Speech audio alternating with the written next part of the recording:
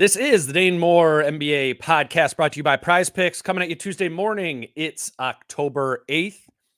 And on today's show, we got Jace Frederick back. Mike Conley dropped a new episode of Good Guys Finish First with Greg Oden, so we had to get an episode with you, Jace.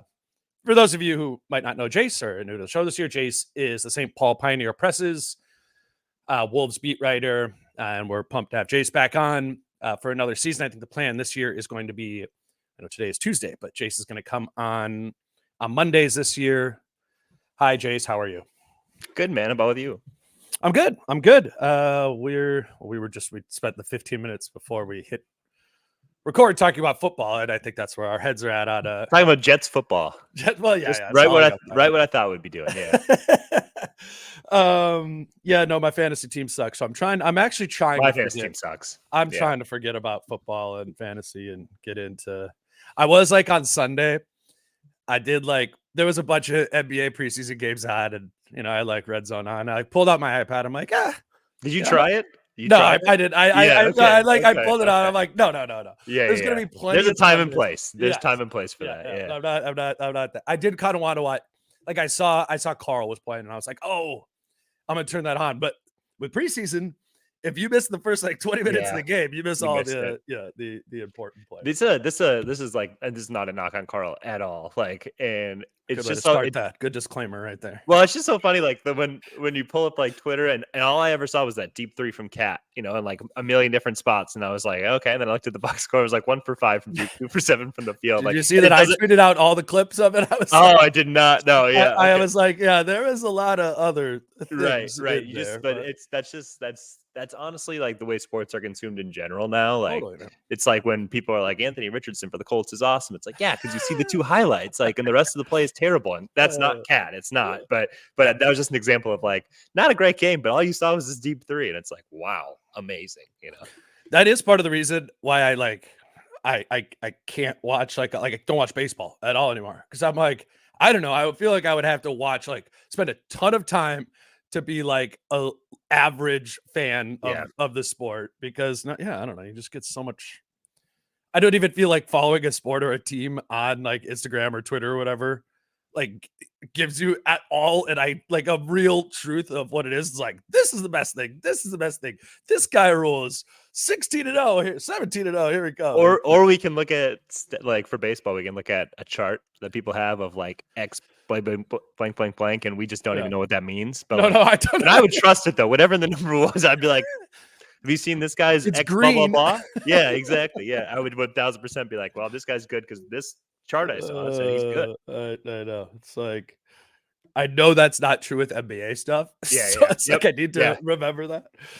Okay, so well, first of all, today's show is brought to you by Prize Picks. Jason and I are again going to do our little Prize Picks segment at the end of the episode. We'll try and, on Mondays, I think we'll normally pick for the Monday Night Football game, but we're already looking ahead to week 6. So we'll do some Prize Picks there again. PrizePicks.com, Prize Picks app, promo code Dane. We'll talk more about that later.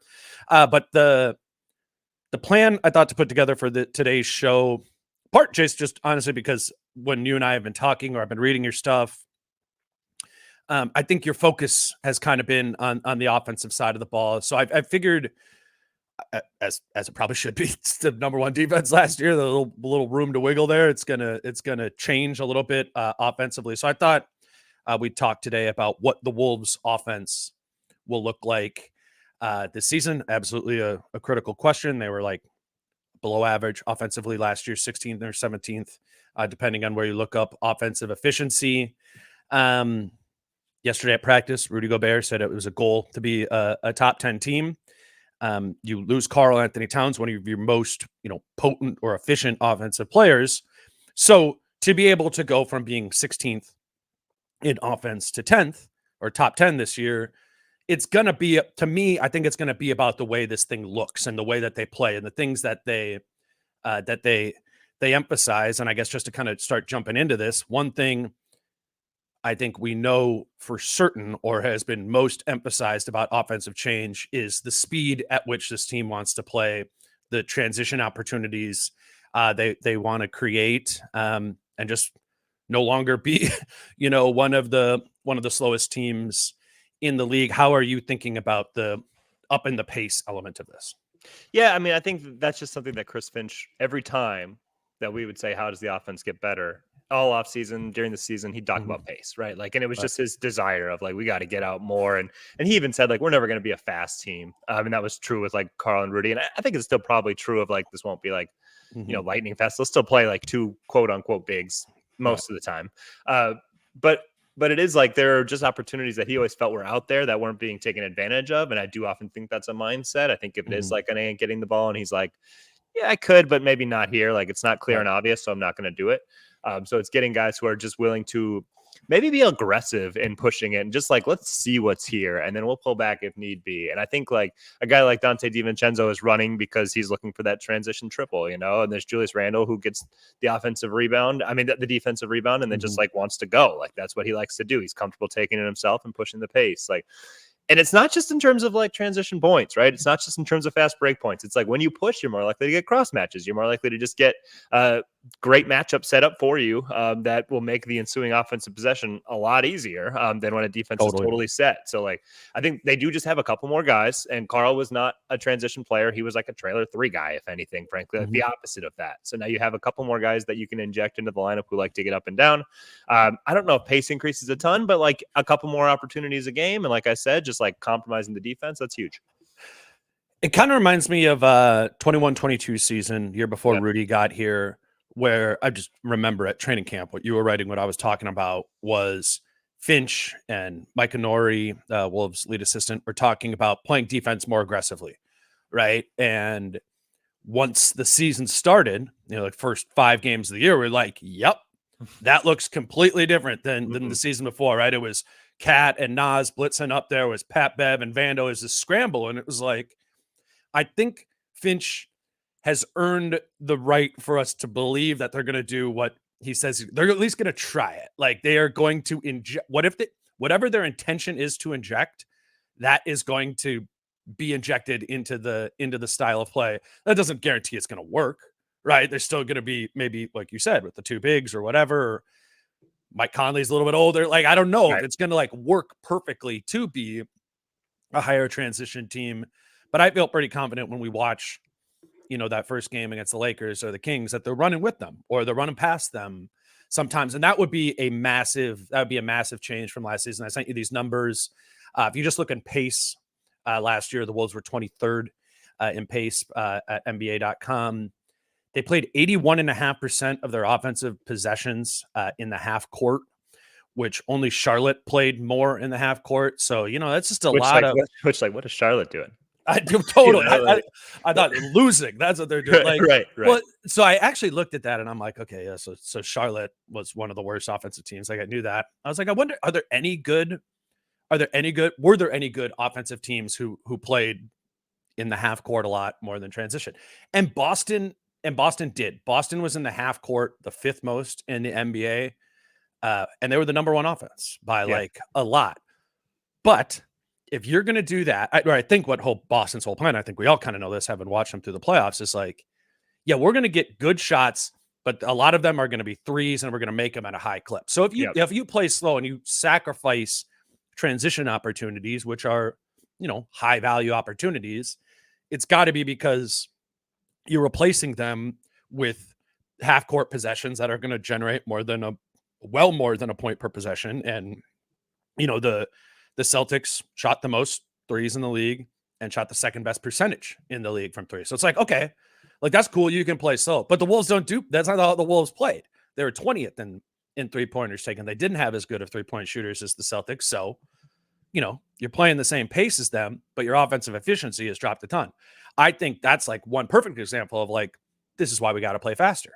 They were 28th in percentage of possessions they played in transition, is what Synergy said. They were good at it from a points per possession standpoint. 5th, I mean, I don't know. Is some of that just funny because do it that much? Right. But what's hilarious is like Finch would tell you that they were super inefficient in transition, which like as the numbers you said says like that is not true. I would say anecdotally, just thinking about it, how many like transition opportunities came that weren't just like off steals, that were inevitably like like you go down the court and do whatever dunk you want. Like that is literally what felt like Minnesota's transition. You know, it was never like grabbing a defensive rebound and pushing and like taking on like a 2-on-2 kind of thing. It was never that. It was always like, okay, you got the steal. Now it's a clear run to the rim. Nikhil just blew up a dribble handoff and now he's just going in for a layup or whatever. Like that felt like the majority of their transition. So yeah, the efficiency is going to be super high, but it is because like the volume was so low because you never took any chances. You were not aggressive at all.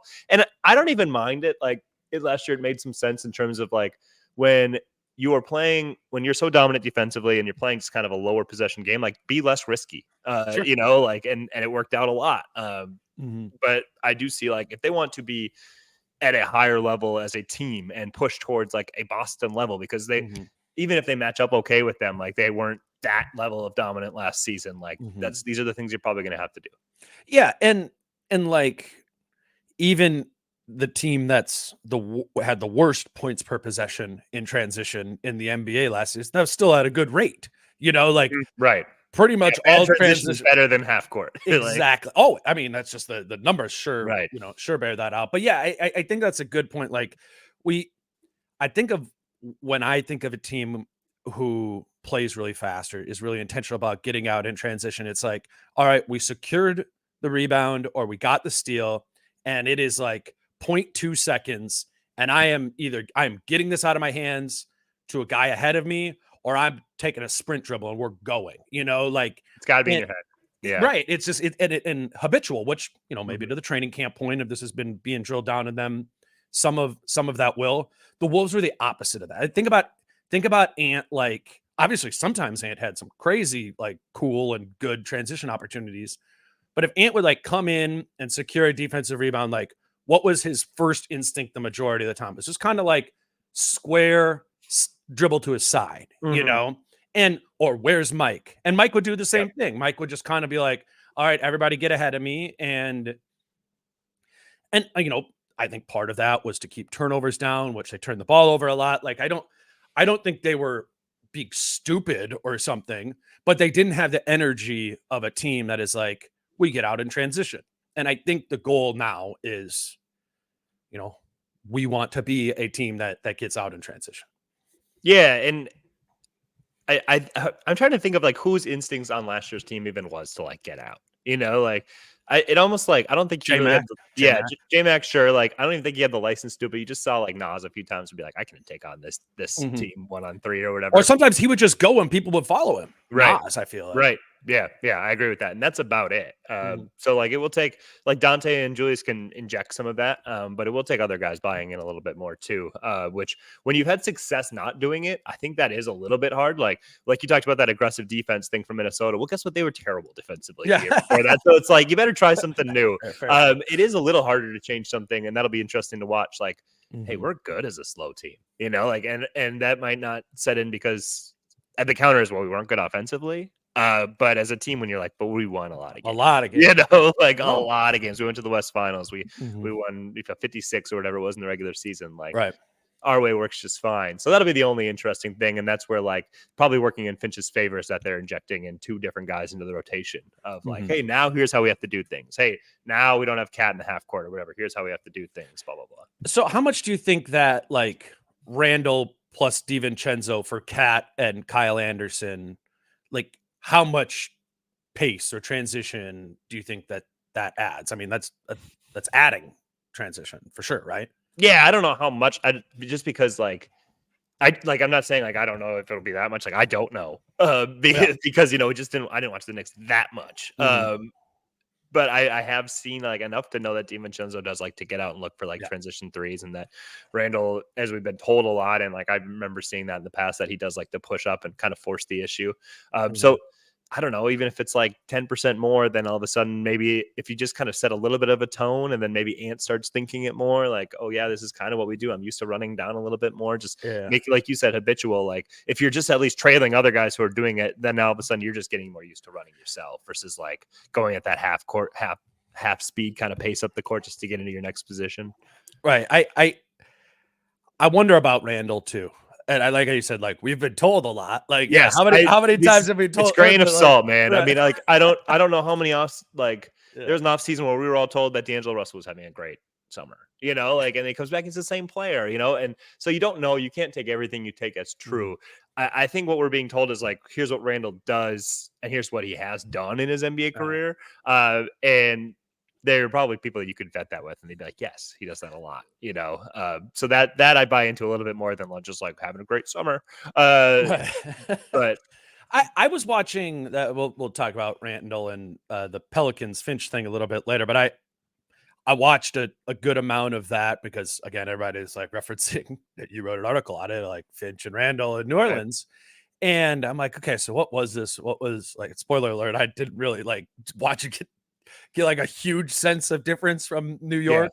But I was looking for, and I don't know, I mean, there's so many clips and possessions. I didn't watch that many, but like, I don't feel like I saw a ton of like Julius Randle was like, give me that defensive rebound and let's go. Like, which is, I mean, every person we've talked to has brought that up to me. I think it's because they get told, you know, like, oh, you know, like somebody told them, and then they're like, that's what he does, you know, like compared to Cat, he's gonna do it. Yeah, for sure. And Cat would never do that. And that's fine. That's not what he ever did. So if Julius does it 2 times a game, it's like, there you go. There you go. You know, like at least get it started. There will be a delta. There will be a delta there. I do think, you know, and not that J-Mac played that much, but I put that down like McLaughlin / Morris at backup point guard. They probably ran more than, I don't know, Dillingham. I mean, Dillingham's like a theoretically a pace guy too, but I don't know. Like, and I don't even know what his minute load's going to be. I mean, if you just like, when you just look at how good the top 8 are, you know, like, and I know Rob was exciting in the LA game, and I like Rob's future for sure. I don't know how much he's going to play on this team. It might grow into a bigger role. I don't know if it's going to be that big to start, because the top 8 are really good, and they all are probably guys who require at least like 18, 20 minutes. There are only so many to go around. Yeah, the minute thing is getting weird to whenever you like sit down, you do the like. Go Bear 32. That's all I do is the 240 thing, the 240 drill. Because otherwise, like, you're just making up a number in your head, and you realize that you basically gave 2 games worth of minutes to guys. So you do the 240 thing, and it's like, wait, I only have like 8 for Rob. You know, and I don't know where to take them from anybody else. Which is not going to help me with my point of another reason they could inject. Is the other young guys. You put this in the doc, and I was like, that'd be great. Yeah, if they could ever play. They would. I mean, if Minot and Terrence Shannon play, which they will at some point. You know, like one of them will play for sure this season. Like, because I don't think they're that far away. I think it might be like literally one injury. Like, you know, Jaden has to miss 2 games with a low ankle or something like that. One of those guys would play. I'm confident in that. Sure. And the team would play faster because of them. They those are like bench guys that maybe, quite frankly, that's kind of all they can do right now, is just be like, hey, we're young and we're fast and we can run and athletic. Like, if Minot and Shannon are in the rotation, and if it is in place of Joe Ingles has the ankle thing, and he's like, you know, you're gonna. And I don't know where Joe Ingles' minutes are coming from. You know, like I mean, I am certain that Finch is going to play 10 guys in the first game. Yeah, don't because you think he I always think so does. too. Yes, because you don't want to lose guys early. You know, like, and I think you'd rather you play 10, and then you see how it plays out, and then you have reasoning and logic to say like, hey, we're gonna probably take you out, and we're gonna go down to 9. It's easier to start high and go low and cut it from there. You know, and it's not going to be like we're going to lose these first few games because we're playing 10. Like, that's not how it works. You just you let it play out. It's easier to do that. Yes, totally. And I think it'll evolve over the course of the season, as it has. Like, Troy Brown Jr. was playing at the beginning of the season last year, and like that's been Finch's thing, is like start wide. And there, I think it was 2 years ago, it was like 11. He said he did joke. He's like, I've tried 11 before. That didn't really work. Yeah. Britt like wrote a whole column about it, and he was like, I know you hate this, Britt. Like, whatever. The rotation. All right, we'll keep going. But anyway, I agree with you. Oh, Shannon, like Terrence Shannon, like that guy transitions in his DNA, and Josh is the same. But Terrence Shannon is one of those guys where like he looks on like. We'd see against like NBA players. I don't know, but like that guy, like how Ant has that like locomotive look in transition, where it's like, I'm not stopping that guy. Like Shannon does kind of have that too. You don't want to get in the way of that. Yeah, much like Randle too, man. I mean, it's like both of them are like, ouch. Like if it's, and then Nas was the last one I had on here. Like, I do think if you play Nas Reed more, you are going to start playing more of a Nas Reed style of basketball. Like, whereas Nas, He does. Like Nas always felt like for the first 5 years, he was just trying to like fit into whatever space was created for him, right? Like it feels like, or it seems like now, like they want Nas to do his thing and have some of his like identity be a reflection of the group. Like that's when I picture like transition working for this team. Like I think about like Rudy defensive rebound, quick hit ahead pass to Ant, where Ant is being flanked by like Jaden and Nas. Like that could really become part of this. And I think weirdly, I don't think Ant like will instigate that on his own. I think he kind of needs the Jadens and Nas's around him to be like, yeah, this is what we do. Well, we're doing this. And he'll be like, okay, obviously Ant has the skill set to be able to run more. I think that's probably the best thing for him. He's just played, you know, in the majority of his career with Karl-Anthony Towns and Rudy Gobert, and it just wasn't a staple of their identity. Let me grab our first break here, and we can get back and keep talking about the offense. Today's show is brought to you by Treasure Island Resort and Casino, and for those of you who are planning on heading to TI for one of those Wolves or Vikings watch parties here coming up, or just heading down to the resort and casino for a night, I want to tell you about the Island Passport Club. This is, if you are going to go, this is just like a free no-brainer of something that you need to do. The Island Passport Club is free. It's a membership card that starts, you know, racking up points for you, where they call them base points when you're playing the table games or games there. But the big thing is it comes with a bunch of new member bonuses. So again, if you're going there, get the Island Passport Club. You get $10 off Island Bingo, a free appetizer with a purchase at the steakhouse, a free drink, 4 free passes to the indoor water park they have there, $10 off the Wave Spa, 1 hour of free bowling, free promotional item at the gift shop, and 10% off your hotel stay. So it's a no-brainer if you are going down to Treasure Island to check it out, to get the Island Passport Club. And if you do get the Island Passport Club, you can play their like football pick'em game. If you get 4, they do 4 games a week. This week it's Jacksonville at Chicago, Indianapolis at Tennessee, Los Angeles at Denver, and Tampa at New Orleans. You get all 4 of those games right, you also get $100 in free slot play. So when you head down to Treasure Island next, make sure you sign up for the Island Passport Club. For more information, visit ticasino.com. Yes, for more details. Today's show is also brought to you by Adriana Lonick at Coldwell Banker Realty. And if you are in the market for a new home to buy or to sell, you need a realtor. And we would love if you would consider Adriana, who is licensed in both Minnesota and Wisconsin, to help you with that process. If you've heard me talk about her for a while and you're just like, okay, this is on my mind, I want to set up a free consultation, go to thedancingrealtor.com to reach out to her. Or you can call or text her at 715-304-9920. Just book, again, a free strategy session, and a perk of booking a free strategy session with her is you will be entered to win some Wolves tickets this season, just amongst the people who book strategy sessions. So, you know, if it's only 25 of you, right, then you have a 1 in 25 chance of winning some free tickets. If it's 10, your odds are even better. Than we doing that throughout the season. So again, Adriana Lonick, thedancingrealtor.com. If you are in the market for home buying, check her out. Call or text 715-304-9920.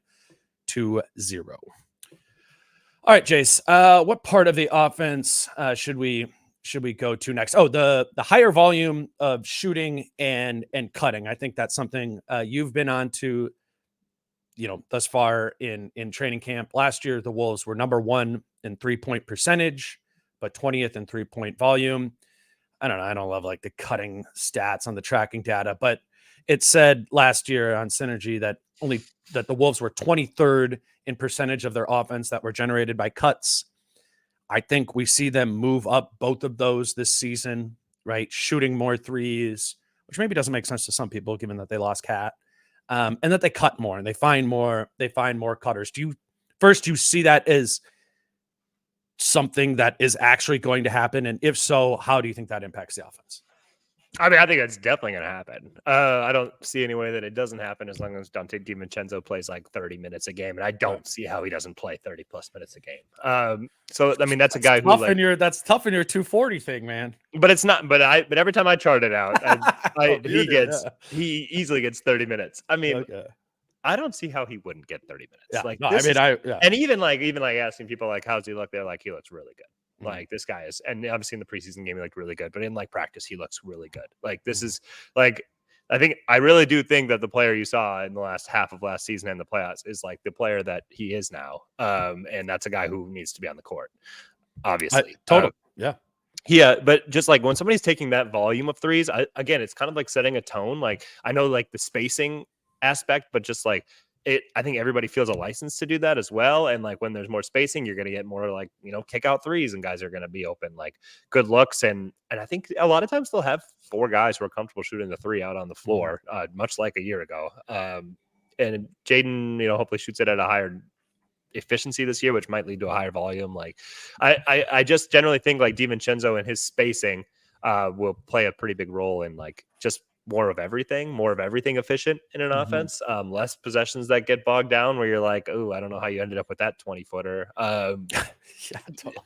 So I think a lot of good looks on all aspects I think might open up because you have this guy who is not only like maybe taking, like per 36, 11 threes a game. I don't think he'll play 36 minutes, but that type of volume. And also like just the movement that comes out of it as well. He like, this guy is watching just stuff from like the Knicks. It was like, this guy does constantly cut and look for opportunities to move. And like, he is constantly moving on offense, and that is infectious. And that just leads to better offenses as a whole. So I think you've watched more of, or recently watched more of DiVincenzo with the Knicks than I have. And I liked, and I've referenced it on here when you brought up Malik Beasley to Finch in, one of the media sessions last week or whatever, of like having a movement shooter for the first time since they had Malik Beasley. And like, I guess what I'm trying to figure out is Dante DiVincenzo a movement shooter or is he a volume shooter? And I almost think like, and I guess I would define them differently as like, when I think about Beasley, you can be. And Beasley was like, all right, pin down, like come off, catch on the pivot, move and shoot it. I feel like from what I've watched about DiVincenzo, and again, this might just be wrong. I haven't watched enough of DiVincenzo Knicks. I see DiVincenzo as like you kick it out to me and I'm shooting it right away.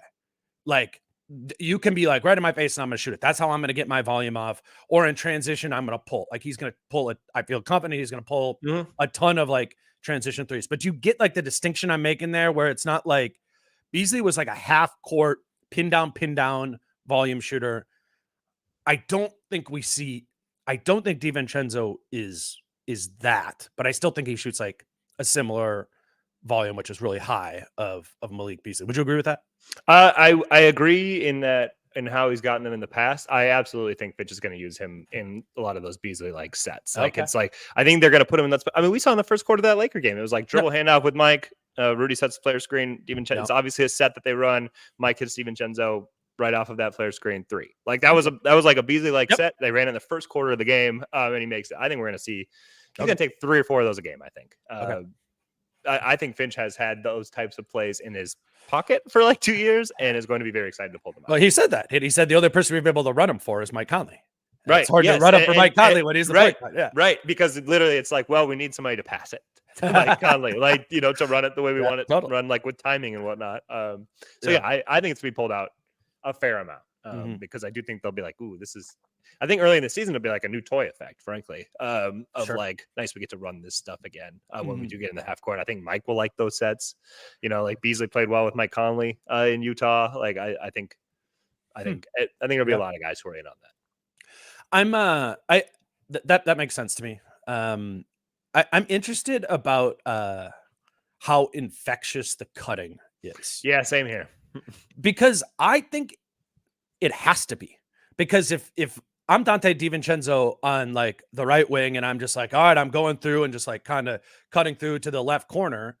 Well, if you're Jaden McDaniels in the left corner, like you gotta bump up to above the break And then if you're Julius Randle, who was like on the left side above the break, then you got to cut through. Otherwise, it's just gonna be like, we got like 3 guys here on the left corner there.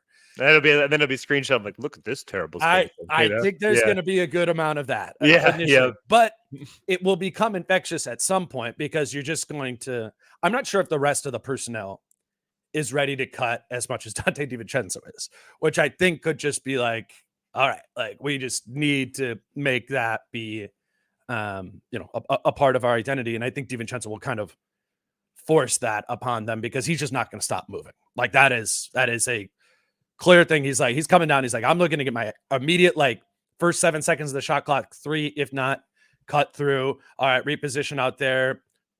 Randle has in the post. Okay, I'm cutting off that shoulder. Like that is clear, is that he doesn't stop moving. He almost gets like antsy. He's like waiting. He's like, give me the ball for this 3 here, catch and shoot. Right. Okay, nope. I gotta keep moving. I think, we'll see the cutting. And I think like physically, Jaden McDaniels, Julius Randle, like Ant, they should be way better cutters than DiVincenzo, just from like the size and the physicality that they should be able to catch around the basket and finish with. Like DiVincenzo's crafty with that and good at it. We saw that up and under. I remember who passed it to him in the first quarter there. Like he's going to do that stuff. But man, like if Jaden starts cutting and they start finding that is like 6 points a game, like free ones. I think he just needs to be pushed to do it. I agree. Yeah. And I think it's almost something that's like faded out of his game in recent years. Like it was something that you kind of pictured for him more like early in his career. And it hasn't become like a big thing. I think it's because you started then early in his career, you didn't have the 2 bigs. And then you went to the 2 bigs. It's just less space to cut to.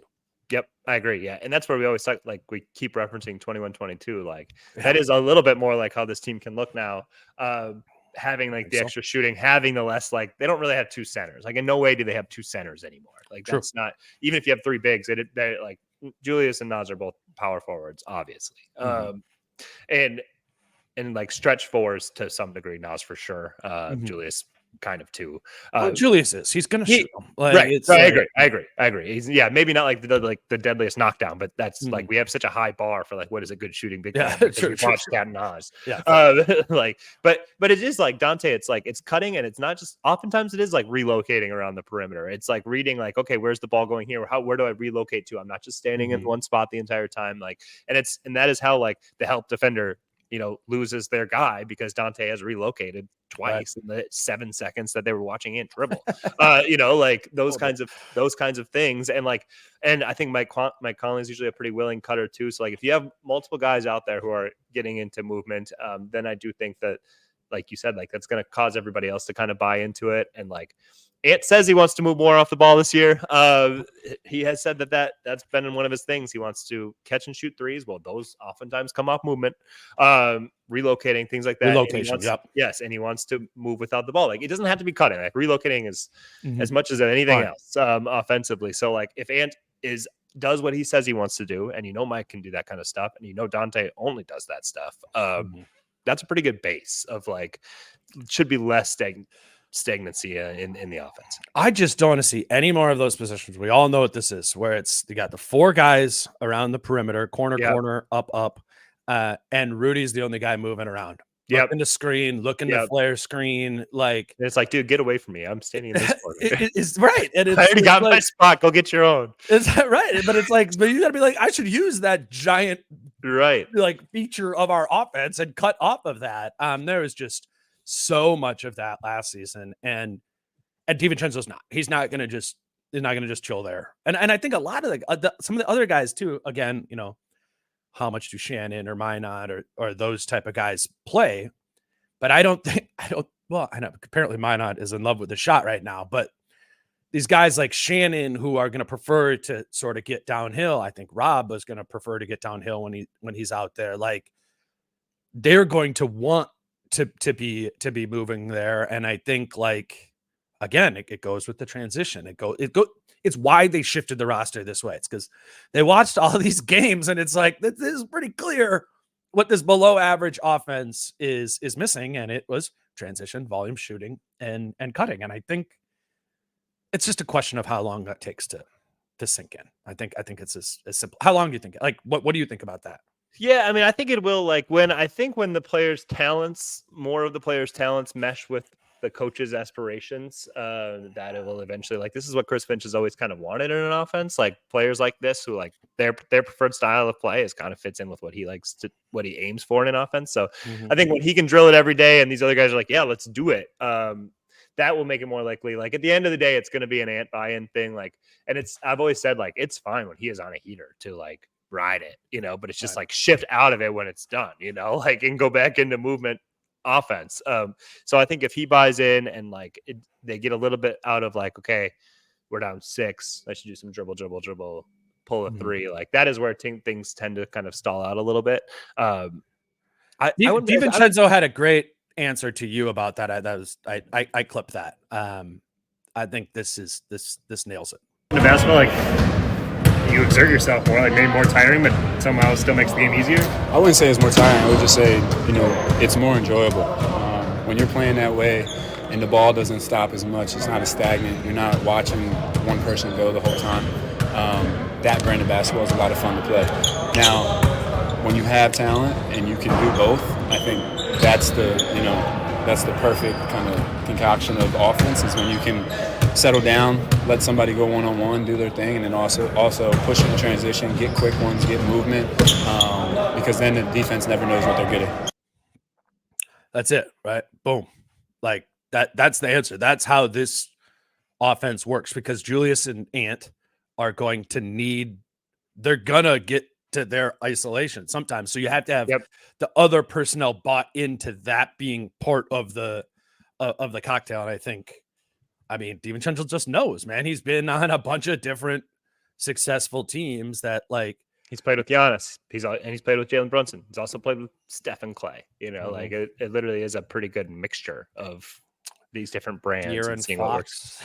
He's been everywhere, right. He really has been. Yeah, it's insane for not old player. He just and a good player. Yeah. A good player, especially recently. Like he looked like a guy who was like, okay, this is a rotation player. But only in these last, maybe at times in Golden State, but really in the next year was like, okay, this is like a good player. I remember with Rubio and Gorgie Jang back in the day, I would be like, it's the 10 to 20 million curse when you're in that salary range. I know it's a little bit different now, but like when you're in that salary range, you're just the contract that gets moved. You're the trade chip. Yeah. You just are, and it's either getting aggregated or for somebody else. Yeah. Right. Or it's just like a good deal in this case now where you're like, wait a minute. Like, I mean, don't you think if like DiVincenzo was a free agent this summer, he would have got 20 plus, right? Like a year?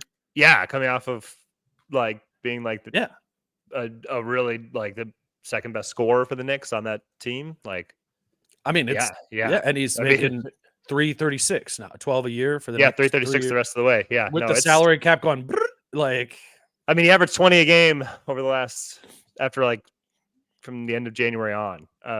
Right.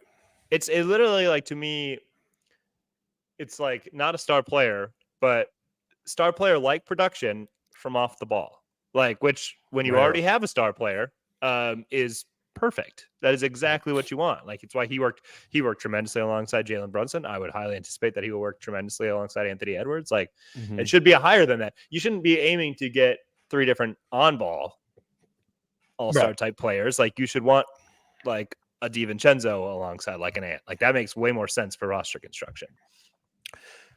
Let's talk about Randle and how they want Randle to function in this. Jace wrote this piece up on the screen right now about the Finch and Randle connection. There's a bunch of quotes in there, and I would if you are just kind of locking back in on the Wolves, maybe have missed Finch or Randle talking about each other. It's loaded with those, and I think it's an important thing, right, Jace, to like, we both did this last week. Like, an important thing to know is that Randle and Finch like each other and believe that their styles fit each other, right?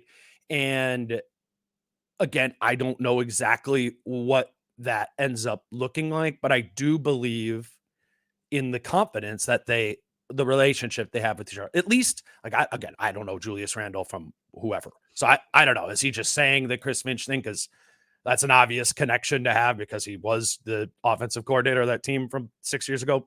Sure. I don't know if that's true. I do believe the Finch part of it is true, and that there is something about Julius that is really attractive to him. And maybe he thinks that there is, that this thing hasn't even fully bloomed, or that there are better ways to have used Julius Randle. And I think he started finding some of those in the New Orleans times. And now, Randle's probably gotten, again, that was 6 years ago. Randle's gotten better from there. I mean, I think there's a real attraction to Randle from Finch. How do you think Finch is going to want to use him, though? Yeah, I don't know.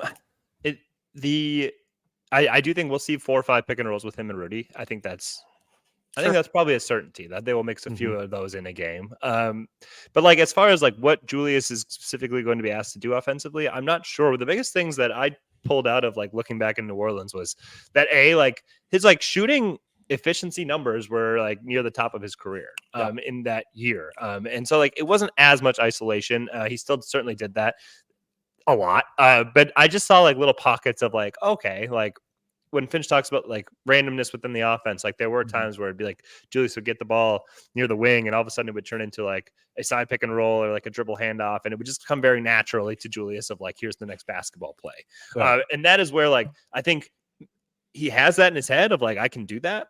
And to me, that is something that not everybody has. Like not everybody has like I see the next play that is coming here. What should take place next? And I just saw that enough times with Julius where I'm like, okay, I can see how he can actually function within an offense like this that wants to play. And as we talk about all the time, like the flow, I think Julius is capable of doing that. It's just like, do you have the mindset of like, let's see what the next play is here versus like, all right, I'm going to pull it out. And maybe, there's 12 seconds left in the shot clock. Maybe it's ISO me time. Because like you said, like Ant and Julius are going to get into those and they're necessary sometimes. It's just being selective of like, does it make sense here? Or should we just keep running something and see if we get to something? So just seeing pockets where like Julius definitely did play within the flow and see the next action and they got something good out of it.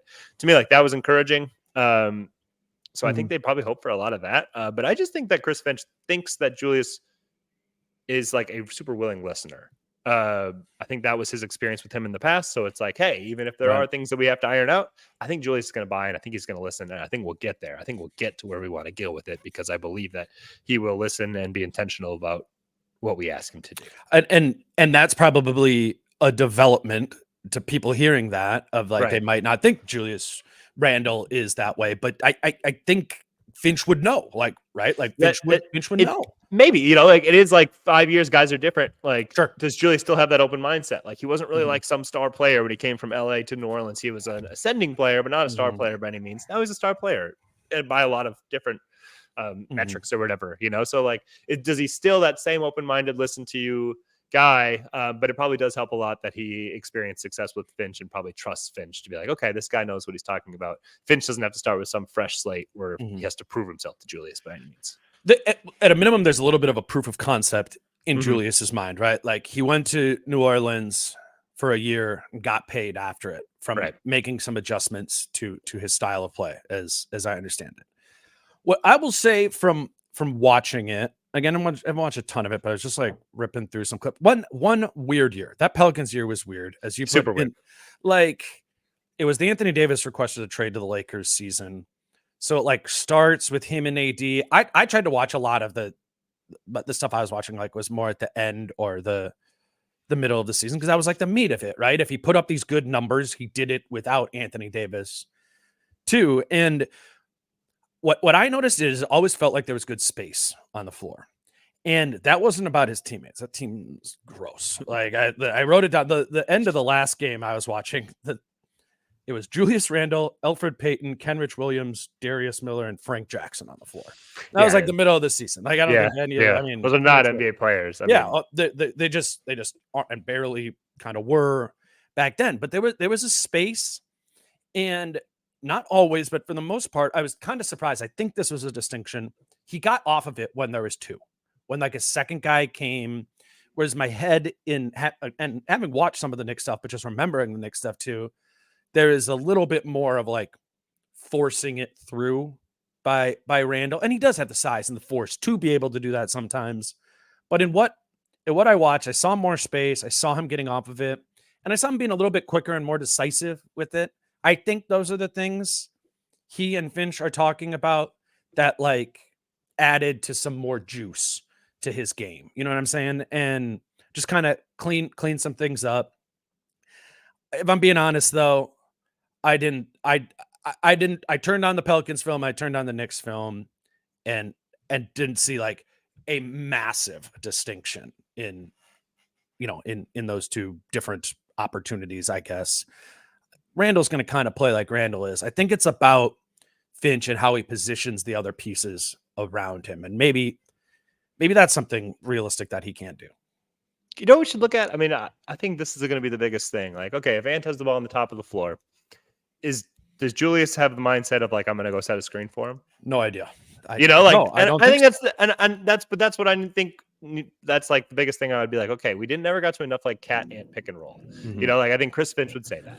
You know, like things just like simple things like that. But a lot of times it does come with just like it clicking in the mind of like the big man of like I should go set a screen for Ant, and maybe we get something going there. You know, like I'm more like, what does it look like when Ant has the ball and he isn't supposed to set a screen? Like, is he going to willingly, like, because Rudy should set the screen. Rudy is a better screener. Rudy should set more screens for Ant than Julius should, right? Yeah. Like, what?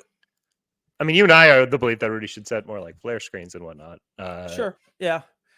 That should be a bigger part of their offense. But yeah. There was, watching the Pelican stuff, there was plenty of like, I caught the ball above the break. I am open for three, and I put it down and did like a wait for the guy to close out sort of deal, and then try and blow past him. Yep, pass to assist. Yeah, he's gotta shoot that, and he's got to be involved in screening game with Ant too. He's not only got to shoot it; he's got to make it. He doesn't have like obviously the reason he's nowhere near the shooter that Cat is like.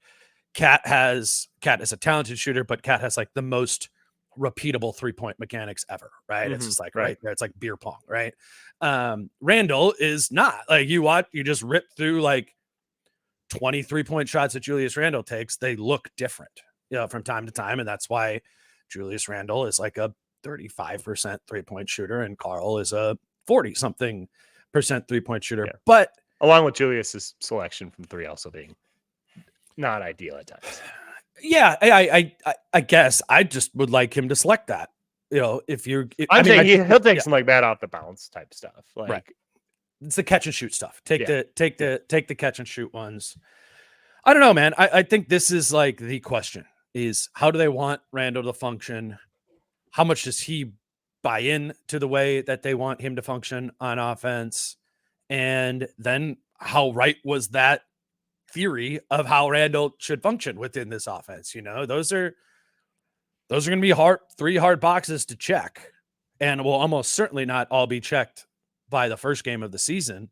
I do think there's a weapon in there though, like that if you do check a lot of those boxes and are using him in his best ways, that there's going to be another element to this offense that this team hasn't had, of another guy who can self-create their own offense. That's huge. Like that's a given in this, but I don't know. I see both. I see how it's going to be wonky, but I see how it's going to also be like, okay, that was nice that we could actually give that to Julius Randle and he could go there. Yeah. I mean, it is like Minnesota theoretically, I think should have enough spacing where like, okay, say like Julius is at the top of the key, like, and that means that if Ant's on the court that he's not, like, just that is a lot of shooting that you will have off of like around him. And obviously if Rudy's out there, then it's a little different, but that is kind of a dunker spot guy. Like a lot of people do think, and I've seen this on Twitter, and I kind of thought of myself when they made the deal that like Julius with the second unit makes so much more sense. Just in like playing more non-Rudy minutes if possible. And I wouldn't be surprised. Like, I do think that Julius will start. Like, Finch has already basically hammered that in. Like, Julius Randle's going to start. But I wouldn't be surprised at all if they staggered it pretty heavily away from it. So I wouldn't get too hung up on the well, Julius shouldn't start because he has to play alongside Rudy. Like they can be pretty aggressive with that. I wouldn't be surprised if that was the case as well, because I think he makes a lot more sense in like non-Rudy lineups. And I wouldn't be surprised at all if like we mentioned this when we were like a year ago when we were like, this Cat Rudy thing ain't gonna work. It was like you can stagger pretty heavily, and I think they also probably have that in the back of their minds that they can do that here too, because Nas and Rudy makes so much sense to where maybe it make more sense to start Nas, but you do that with Julius for other reasons. But you can get to Nas Rudy a bunch anyway, and have Rudy with the second unit a bunch. I think agreed. I think I just want to say first and foremost, like the goal needs to be able to make Julius Randle and Rudy Gobert work together. Like. Well, everybody has to work together. Exactly. I know. Like I'm not arguing. I'm not arguing with you, but there are people out there who are like, stagger it as much as possible. Julius off the bench. Don't like ignore the Julius Rudy combination. Like that. One, Finch is not going to do that. Two, like that's a bad idea. Like there needs to be an effective integration of those two guys if they're going to both be on the same team. Now, at the same time, like you can get to staggers off of that. And I think they can and should. I think if we lay it out, it makes a ton of sense to have Randle with the second unit. But you know what I was thinking about is like last year, right? Who were the first two subs out of the game every single time at the 6-minute mark? Was it Rudy and Mike? Yes. Rudy and Mike were always off so that they would come back in for the start of the second quarter, the start of the fourth quarter together, right? They put first half of the first quarter, first half of the third quarter, whatever. And that was really prioritizing the Rudy and Mike combination, which I would imagine happens again. So I don't know, like, do you have Julius play the whole first quarter? That was normally what Ant would do, whole first quarter for whole first third quarter. So as to get to that second, I don't know, even if you we're going to stagger this, I'm not sure there's that. I'm not sure that puzzle shakes out to get us as many of the minutes staggered as we want. And then, I mean, if you're going to play him the whole first quarter, I think Ant's going to play the whole first quarter too. So you better not need to stagger Ant to Julius then too. They got to work together. One of those two need to work really well together. I don't feel like they'll feel the need to stagger Julius and Ant. I mean, maybe in the perspective that they like having one of those guys on the court for if things hit the fan, the last 5 seconds of a possession, we have somebody we can throw the ball to put it up. But that's about it. I don't think they're wow, we need to make sure that these two guys aren't playing together that much. I think they like what that could turn into. Right. Yeah, but I'm with you. But I also don't think even things I don't know if the Mike and Rudy thing will be set in stone again. I'm not. Yeah, maybe not. It's a sacrifice, though, if you break that up. No, you're right. You're right. Yeah. I mean, there'll be a lot of experimenting early in this season. I think that's probably you don't know what they were even willing to try J-Mac with Rudy, even if it didn't look good the year before. They tried that some, and it obviously never quite panned out to fruition. But I think that there's a lot of stuff.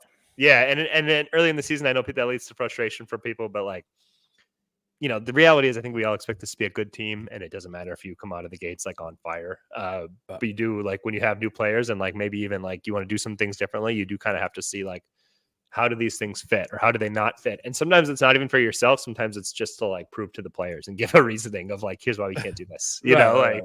Those kinds of things. I also just because Julius Randle has warts and those get talked about a lot naturally as when a new player comes in to a good team, especially, but I don't want to phrase it as he's not a winning player, this guy before he got hurt last year, the Knicks were on a streak where they had won 14 out of 16 games when he got hurt, and they were housing people. He can absolutely, and he's playing 35 minutes a game, playing his brand of basketball. Their 2 losses to that stretch were to Dallas and Orlando, each by 4 points. They were playing phenomenal basketball when he got hurt. It's not the Knicks took off when Julius Randle and it's not like they weren't good 2 years ago, and they won a lot of games a lot of that New York time period, right. And Randle was the dude, even kind of pre-Brunson or right when Brunson was integrating, right. They were winning with Julius Randle. They consistently won with Julius Randle in New York, and I think it's been framed a little bit too much of they won in spite of him or through him, not because of him, but they won because of him, at least some, right? I mean, a fair amount, right? I mean, it's like I said in that stretch, he was rolling, and they were just they look like one of the best teams in basketball, and it was that. That is just the whole thing of and I do believe in my heart of hearts that Dante DiVincenzo was the best asset that Minnesota got in that trade by a fair margin, but like it's not like treating Julius Randle like it's just like Cat. It's like just because somebody can't do certain things doesn't mean that they are a negative asset. It's just Totally. sometimes like when you try to be a little bit balanced of like, okay, but then this guy can't do this, it can come off like he sucks, and that's just that is not in any way like my interpretation of Julius Randle. Like I think he'll be very beneficial for this team at many points throughout the year. It's going to be fascinating to see what it looks like and how long it takes to look good. The Randle piece of it. Eventually it will. I mean, eventually it's going to come around. I'm just curious, is that 15 games? Are we even at the halfway point? We're like, this is still funky, which is again, what happened the first year of Rudy. Like sounds like they couldn't figure this out in 40 games. Well, they took them like 80 to figure out with Rudy. So, and then they figured it out and it was great. They went to the Western Conference Finals. They really just needed Mike Conley for that. Yeah. Yeah. That's and now he's already here and he's already here. So that's like they're way ahead of where they were before with the Rudy deal. How feasible is a top 10 offense? What do you think the likelihood is that happens? I think it's super high. I think this team will be better offensively than that. I really do. Like, I think being able to add that DiVincenzo-like shooter, I think opens up so many things for them. And I think like, I know it was 1 quarter of a preseason game, but like, and it was with Ant and Julius off the court, who are the 2 biggest ball stoppers. But I think that just shows like if Ant is willing to at all buy into like, I need to be more off ball movement, more catch and shoot threes, things like that he has said repeatedly now. And they can get into more of that type of stuff with the shooting they can have and the talent that they do have offensively. I think this could be like I think their ceiling is like a top 5 offense. I really do think that they can get to that. And we'll see. But I think when you bring in a guy like DiVincenzo who is super bought into it, Mike Conley would love to play that way. I think that you could see more of like Chris Finch is a good offensive coach. Yeah. Oh, okay, they can do this is what they always wanted to do that they just simply refuse to do. I think that's all on the table for this year. I think these pieces fit really well. And we've referenced the 21-22 season. That was the year where January on they were the number 1 offense. Number 1 in the NBA. Like that seems 4 like months. So long ago from now. Yeah, a big sample size. Like of that they were the best offense in the NBA. Like and it was D'Angelo Russell. And there's weirdly, and it's not just because they're left-handed. There's like weirdly some similarities like between D'Lo and Julius Randle and Finch or whatever. Like Finch made a number 1 offense with D'Angelo Russell. And I think most people will be like, oh no, D'Angelo Russell can never be part of a number 1 offense. And I think a lot of people would say that same thing about Julius Randle, just because, there's these annoying things. So it's the mid-range, it's the shot selection, it's the ball hogging, whatever. Like Finch did make that work in the 21-22 season. And they were an elite, and they had Malik Beasley that year too, a little bit more shooting. I'm really going off of last season, right? Last season, 17th in offensive rating. If you remove garbage time, they're 16th. In offensive rating, a below average offensive team. The things they were good at, they got to the free throw line a lot, 8th in free throw rate, 10th in effective field goal percentage. So they shot last year like a top 10 offensive team. Their issues were they didn't shoot enough threes, 20th in 3-point volume. They had a lot of turnovers, 23rd in turnover rate. It's a killer for offensive rating. Killer.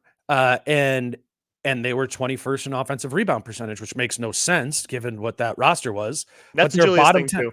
Totally, that's a Julius thing, and not that. And Cat's a good rebounder, but like Cat often was not in positions to get offensive rebounds, or was specifically asked to not put himself in offensive rebounding situations so as to get back on defense. Randall's just going to live a little bit more by the basket in that way.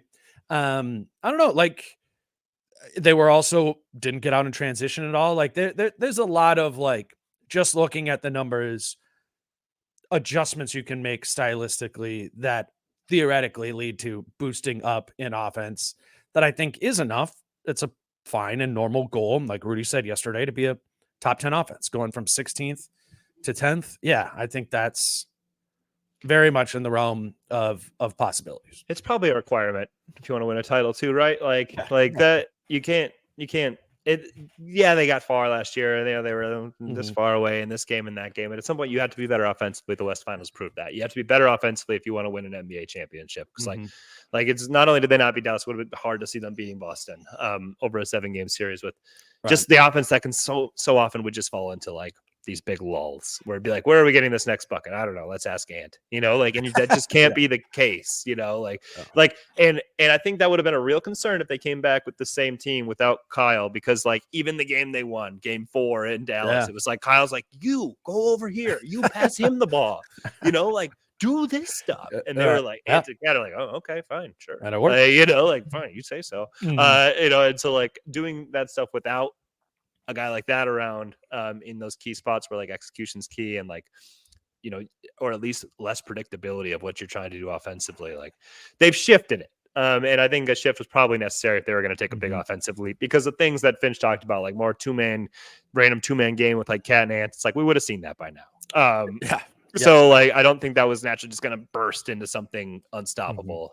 So now there's different pieces and different possibilities and different ways in which they can attack, different parts of the playbook they can access. And I think that could lead to something better, but like you said, it's a wait and see. I think it could be really good, but that might take time and they might not get there. We'll find out. Yeah. Or they might get there at the halfway point. They might be 5th in offensive rating for the second half of the season.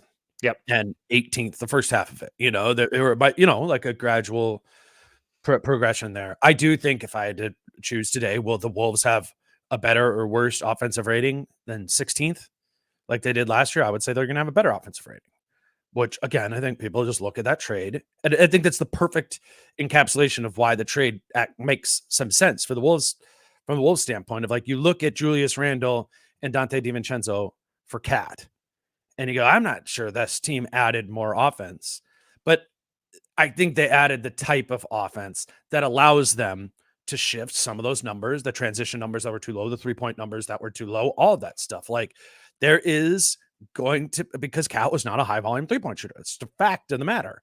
And now DiVincenzo is going to shoot twice as many as Cat did, this group. And Julius is going to shoot the same amount as Cat did. Like they both shot the exact same amount of, and that doesn't surprise me at all. And Julius and a couple of those Julius ones, like fans are gonna be like, "What was that?" And he's not gonna make as many. Right. But you take Julius, and that volume is gonna be the same. And Dante's coming in, and he shoots a million in comparison to everybody else. Like it's going to be a significantly higher volume 3-point shooting team. Julius Randle was 81st in 3-pointers attempted per game last season, and Karl Anthony Towns was 82nd. Neither of them are extremely high volume guys, but if we're talking about just from a volume standpoint, the delta from Cat to Randle, it's non-existent. It's the same, and arguably maybe, Randle shoots more this year, given that he is playing alongside an Anthony Edwards and Rudy Gobert, and just can kind of have more space to be a catch and shoot guy. He's got to willingly do it. And that's the thing. It's like these guys got to buy in. But if they do buy into these things, if Finch is able to coach it up, I see no reason why this can't be a top 10 offensive team. Jace, let's do prize picks. Do it.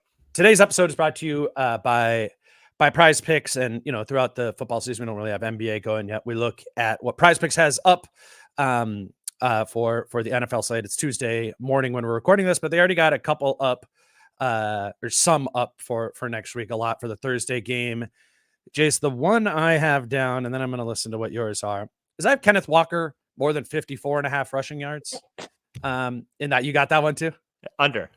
Oh, you got under. I took the less than on that. All right. Why? Did James Conner run for like any yards last week against San Francisco? I don't feel like he did. I mean, I don't know what the time. I feel like I don't know what his total was. I don't know. Did he have a great game? Maybe he had a great game. I don't know. I am way under on it. Oh yeah, he ran for 86. Yeah, he ran for a lot. I had it on. I don't know. This game to me just reeks of like a San Francisco has to win and just looks better than Seattle, and it's like 24-13, and Seattle doesn't do much of anything. That's what the game reeks of to me. So I get caught up in these where I look at Jordan Mason right there next to him. And you say, well, Kenneth Walker will definitely run for that. Well, Kenneth Walker is also a good player. Yeah, no, I know. 82.5 for Mason, 54.5 for Ken Walker. That just seems like too big of a like. Yeah, Mason is pushing like 100 every game. It seems like. Not last week for my fantasy team, but yeah, I know I got him too. I know. But he definitely went over that number. He definitely went over that one. He's also lost a fumble, so it was a bad fantasy game. Yeah, and he didn't score. But I just this game to me like I see like those lines, and that seems like a. That's like one of those like they want you to take the over. Like that's way too low for a good player. They got me. Yeah, and then I'm going the other way. And well, okay, I'll take mine off the board. We'll ride with you. Okay, all right. What did you like? Juwan Jennings under 38.5. Okay, so we're done with Juwan Jennings. I'm planning on cutting him on my fantasy team anyways this week. Did that just get taken off the board? Oh man, it was there when I looked it up earlier. Sometimes they're 1 hour ago. It got too hot. It got too hot. 200. They're hammering the under. I don't know. Maybe they got Ayuk, Debo, and Kittle on there. I'm in agreement with that. I'd get in on that one. It's gone now, so you can't. Well, it'll be back. I mean, unless Juwan Jennings it would be hurt interesting or something. That could be, but usually you don't find that out on a Tuesday. Okay, so neither of yours are up here. I'll give you. They're not. No. Brock Purdy under interception. He's not going to throw one. No. Okay, no interception for Purdy. We'll put that on there. What do we think about Geno passing yards? 254.5. That's what I was leaning for. My other one was less than on that. Yeah.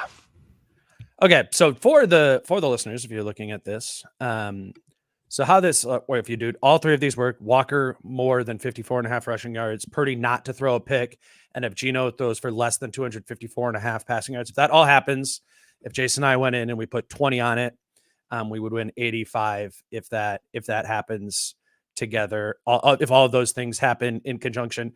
You know what I think is fun though, Jace, when you got the guys that you really like the Ken Walker one, you can amplify it. Yeah. So if you get Walker's up to 79.5, so he rushes for 80 yards in that game, now it becomes that 20, and you leave the other two ones in there, it becomes 8.5 to 1 on your money. So if it's $20 you bet on it, you win 170 if that all hits. That's kind of been for me, my favorite thing to do, to do a $5 lineup of 3-4 guys. Oh, with a little demon next to it. Yeah. For just to watch it during the day and be I think Stephon Diggs is gonna have 80 yards and his number's 49.5. Yeah.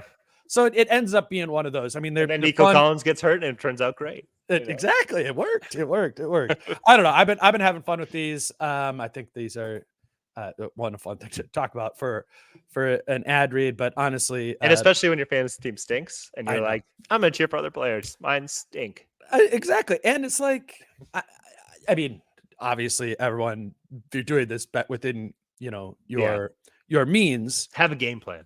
Yeah, but there's $5. I will do that on a Sunday. I will sit down when I'm looking at my fantasy lineup on Sunday morning, and I'll just kind of go through it and I'll be all right, these are the three guys that I think are going to way over.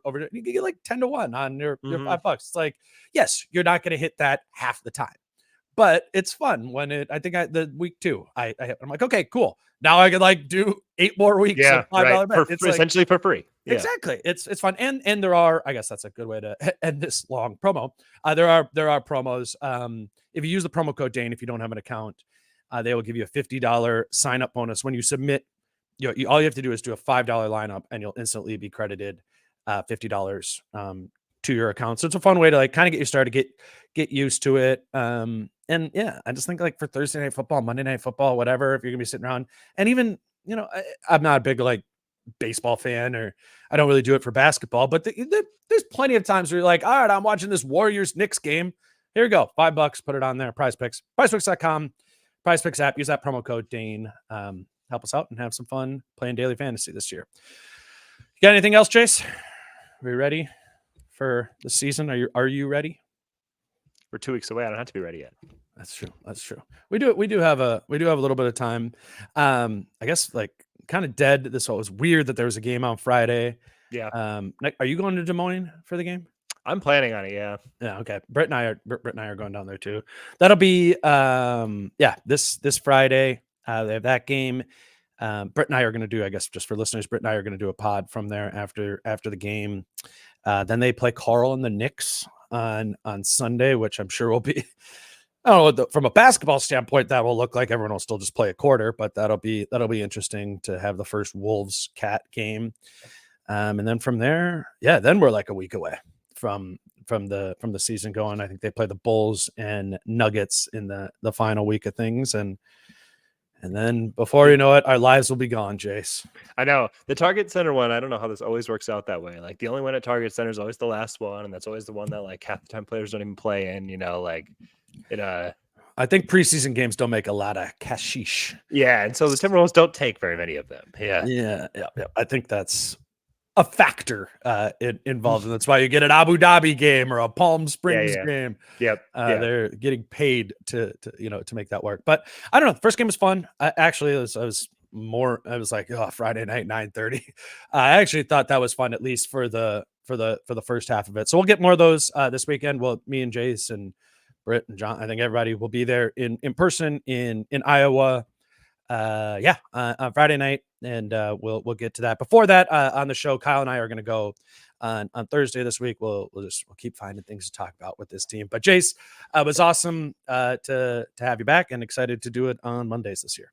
Same, man. Looking forward to it. We can lament how bad our football viewing experiences went every Monday morning. Yeah, well, I'm getting to the point of like about ready to wave the white flag. I'm 1-4, so it's yeah. Maybe you should fire your coach. Yeah. Maybe I should just auto fills the rest. That might actually be better. I've made some bad trades. Anyways, he's Jace Frederick. Read him at the Pioneer Press. Follow him on Twitter at Jace Frederick. He'll be back with us. On Mondays all season until Thursday with Kyle. He's Jace. I'm Dane. Peace out. How I'm feeling, man, I hope it never stop, yeah. Green and hot so you can find me in the crowd, yeah. Don't let standards ever bring you down, yeah.